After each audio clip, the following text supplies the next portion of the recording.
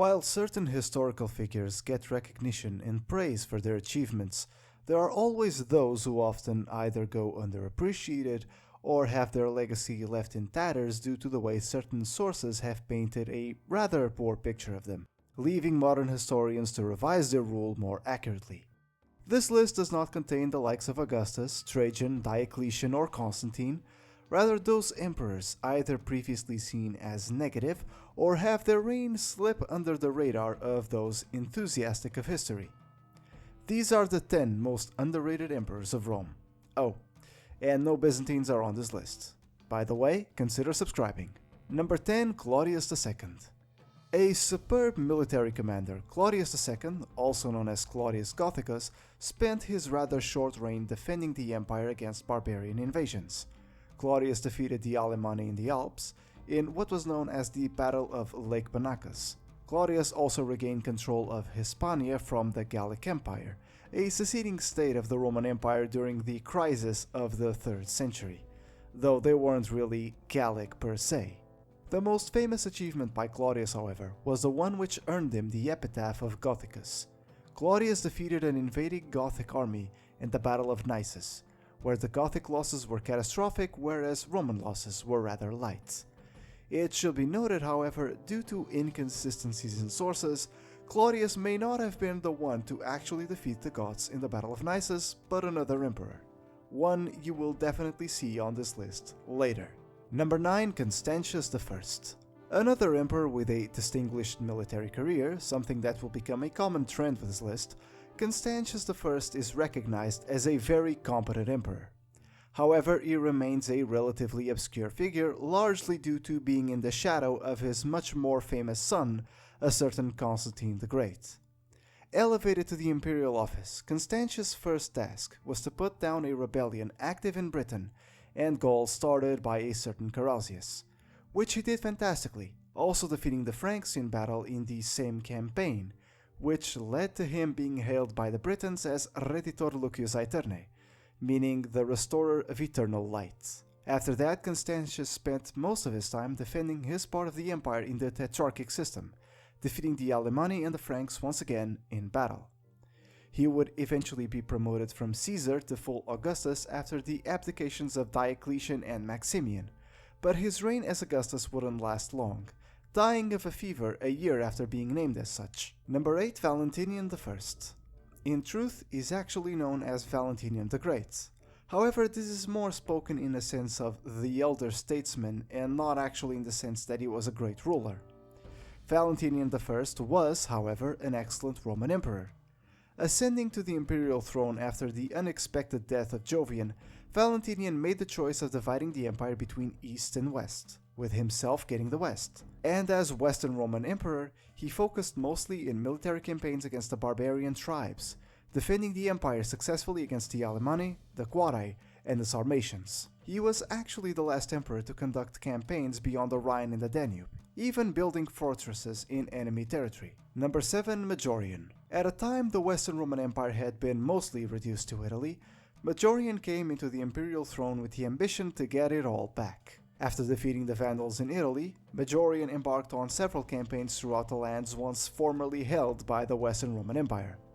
He defeated the Visigoths in battle, reducing their territory to Aquitania and turning them once again into Roman Federati. He also defeated the Burgundians, expelling them from the Rhone Valley and also reducing them to Federati.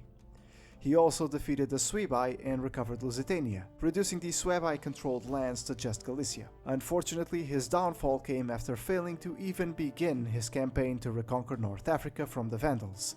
As he was preparing a fleet, the Vandals had bribed some men who then proceeded to burn it all. Frustrated by this, he returned to Italy, only to find out his right-hand man, Ricimer, had plotted his downfall.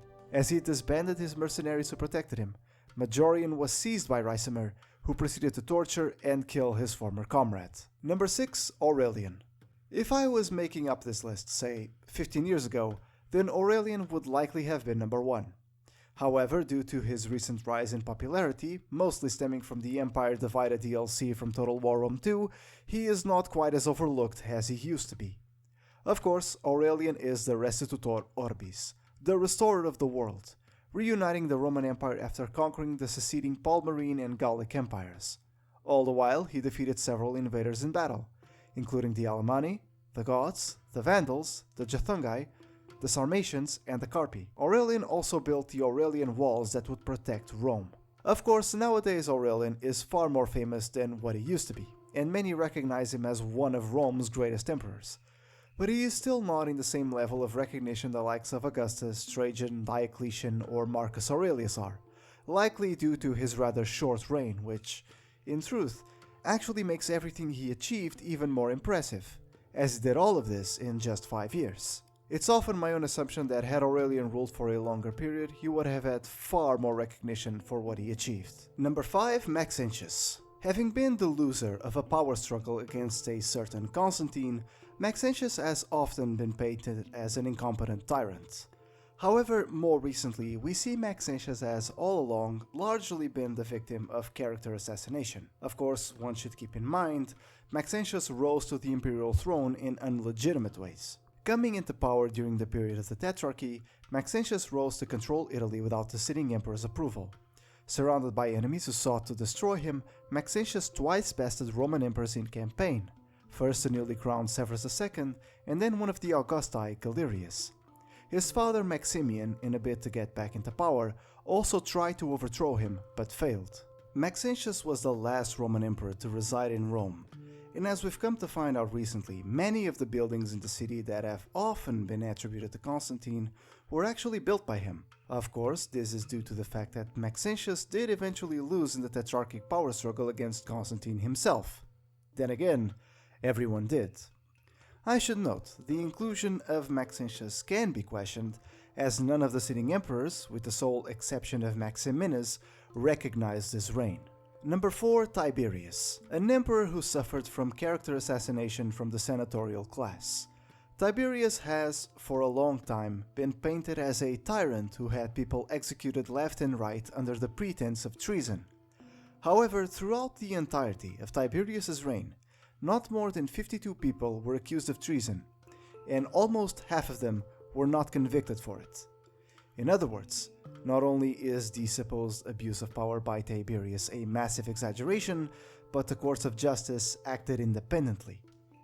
In truth, Tiberius was a very competent emperor, most notably in the aspect of administration. When he died, he had left the imperial treasury with nearly 3 billion sesterces. He had refused to embark on campaigns of conquest, which not only helped save money, but was also the wise decision to make at the time. Under Augustus, the empire had expanded significantly, and so it was time to consolidate on those gains. The result of this was, by the time he died, the empire was in a much stronger shape than it was when he had ascended. Not the last victim of character assassination we will see on this list, by the way. Number 3. Constantius II.